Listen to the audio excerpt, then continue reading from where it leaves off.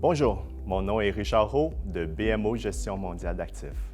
Je suis ici pour vous parler des fonds négociés en bourse à revenus améliorés.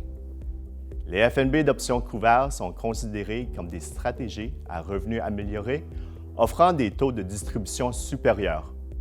C'est une stratégie populaire auprès des investisseurs à la recherche de revenus élevés et fiscalement intéressants, offrant moins de volatilité au marché boursier. Avant d'aller plus loin, voyons ensemble la stratégie de vente d'options couvertes. Avec chaque lot de 100 actions détenues, vous pouvez vendre une option d'achat couvert. Cela va générer un revenu additionnel sans prendre de risques supplémentaires.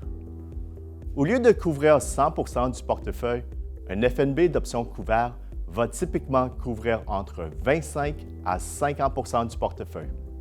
Ceci permet aux investisseurs à participer à la croissance des titres. En échange de la prime d'option, vous êtes engagé à vendre les actions sous-jacentes à un prix prédéterminé que nous appelons le prix d'exercice. Donc, en utilisant des options hors du cours, cela permettra une croissance dans le portefeuille.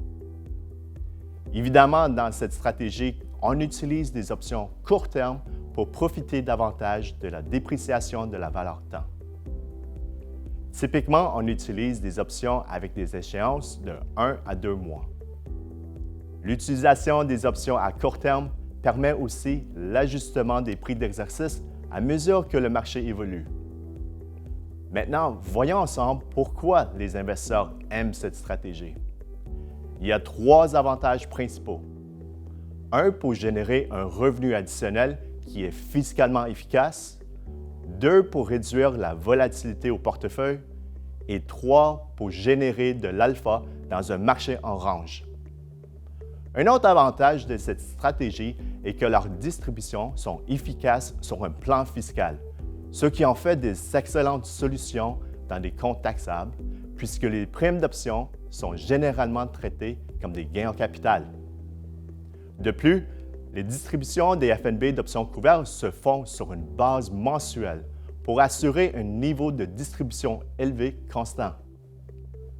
Essentiellement, les investisseurs reçoivent 2 sources de revenus, l'une provenant des dividendes et l'autre des primes d'options. Les primes d'options viennent bonifier le rendement des dividendes. En résumé, selon le gestionnaire de fonds, les stratégies sur les options peuvent varier considérablement et produire des résultats différents.